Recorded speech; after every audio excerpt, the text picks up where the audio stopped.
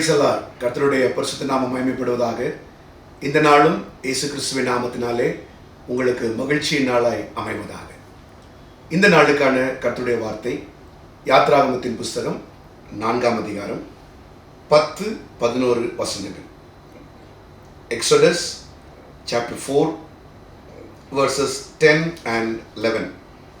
அப்பொழுது மோசே கர்த்தரை நோக்கி, ஆண்டவரே, இதற்கு முன்னாவது தேவரீர் உமது அடியானோடே பேசினதற்கு பின்னாவது நான் வாக்கு வல்லவன் அல்ல, நான் திக்குவாயும் மந்தனாவும் உள்ளவன் என்றான். அப்பொழுது கர்த்தர் அவனை நோக்கி, மனுஷனுக்கு வாயை உண்டாக்கினவர் யார்? ஊமையனையும் செவிடனையும் பார்வையுள்ளவனையும் குருடனையும் உண்டாக்கினவர் யார்? கர்த்தராகிய நான் அல்லவா?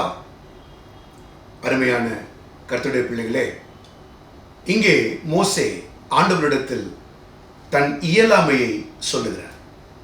நாமும் அநேக முறை நம்முடைய இயலாமையை, முடியாமையை நாம் அநேகரிடத்திலும் சொல்லுவோம், கர்த்தரிடத்திலும் சொல்லுவோம். ஆனால் இன்றைக்கு கர்த்தர் உங்களுக்கு கொடுக்கிற வார்த்தை, உங்களுக்கு முடியாது, உங்களால் முடிக்கவே முடியாது என்பது உண்மைதான், அதில் மாற்று கருத்து அல்ல. மோசே சொல்லுகிறாரே, தேவன் பேசினதற்கு முன்னாவது, தேவன் பேசியதற்கு பின்னாவது, அதாவது 2 காரியங்களை மோசே சொல்லுகிறார். நான் அரண்மனையிலிருந்து வனாந்திரத்திற்கு வந்து 40 ஆண்டுகள் இந்த ஆடுகளை மேய்த்த போது எனக்கு எதிலையுமே டச் இல்லாமல் என் திறமைகள், என் தாளந்துகள் எல்லாவற்றையும் இழந்துட்ட ஆண்டவரே. இப்போ எனக்கு பேசக்கூட தெரியாது, நான் திக்கி திக்கி தான் பேசுகிறேன், எனக்கு வாக்கு வல்லமை இல்லை. சரி, நீர் என்னை சந்தித்த பிறகாவது அது மாறி இருக்கிறதா? முச்செடியில் என்னை சந்தித்தீர், என்னை மோசே மோசே என்று சொல்லி அழைத்தீர், எனக்கு அந்த அதிசயத்தை காண்பித்தீர், அதற்கு பிறகாவது இது மாறி இருக்கிறதா? அப்பொழுதும் மாறவில்லை. ஆகவே மோசே ஒரு முடிவுக்கு வருகிறார். தேவன் சந்தித்த பிறகும் இந்த இயலாமை மாறாது, தேவன் சந்திப்பதற்கு முன்பு இருந்தது அதே தான் இப்பொழுதும் இருக்கிறது. ஆகவே நாம் ஏன் இதற்கு ஒப்பு கொடுக்க வேண்டும்?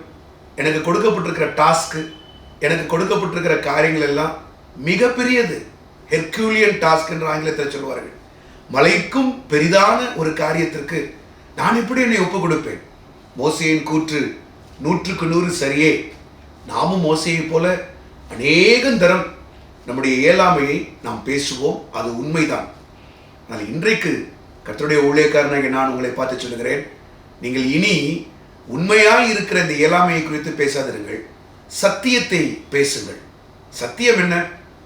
ஆண்டவர் சொல்லுகிறார், நான் அல்லவா செவிடனையும் ஊமையனையும் பார்வை இல்லாதவனையும் குருடனையும் நான் அல்லவா உண்டாக்கினேன். அதனுடைய அர்த்தம் என்ன தெரியுமா? இவர்கள் எல்லாரும் இயலாமையிலே உண்டாக்கப்பட்டாலும் இவர்களை இயக்கக்கூடிய வல்லமையுடைய நான் கூட இருக்கிறேன். ஆமென், பிரைஸ் தி லார்ட். உங்களுடைய இயலாமை உண்மைதான், ஆனால் உங்களோடு இருக்கிறவர் யார் தெரியுமா?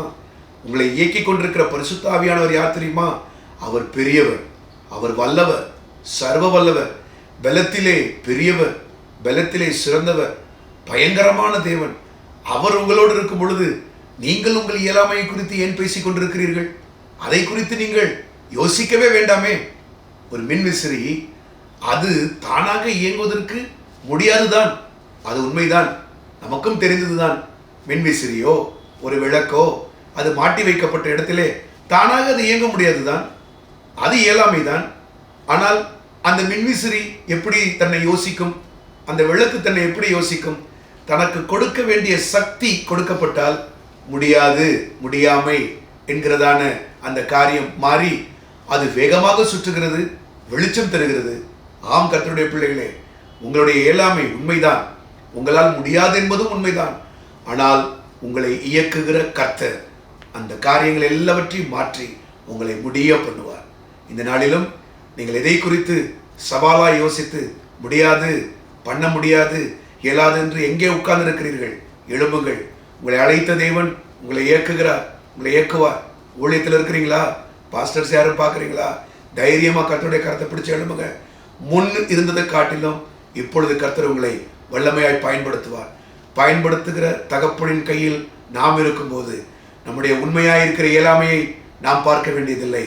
கர்த்தர் நமக்கு கொடுக்கிற சத்தியமாக நீ போ, நான் உன்னை பயன்படுத்துவேன் என்கிற வார்த்தையை பிடித்துக் கொண்டு உற்சாகமாய் எழும்பி செல்லுங்கள், காரியங்கள் நடப்பியுங்கள்.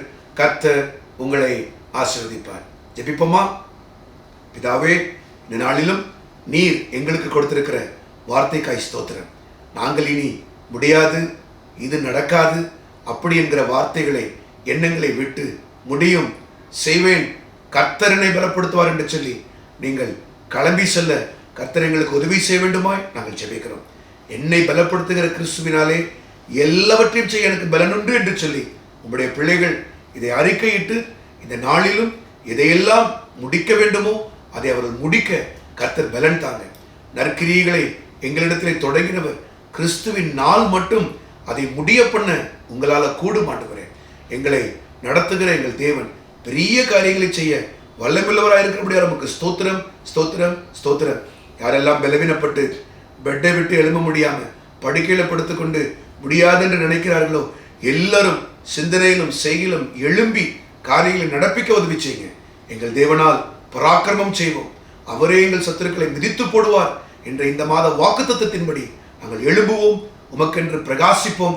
எங்கள் தேவன் எங்களை முடிய பண்ணுகிற தேவனா இருக்கிறபடியால் உமக்கு ஸ்தோத்திரம், ஸ்தோத்திரம், ஸ்தோத்திரம். துதி கன மகிமையெல்லாம் உமக்கு செலுத்துகிறோம். இயேசுவின் நாமத்தில் கேட்டுக்கொள்கிறோம் பிதாவே. ஆமென், ஆமென், ஆமென். God bless you. கர்த்தர் உங்களை ஆசீர்வதிப்பாராக. Praise the Lord. ஆமென்.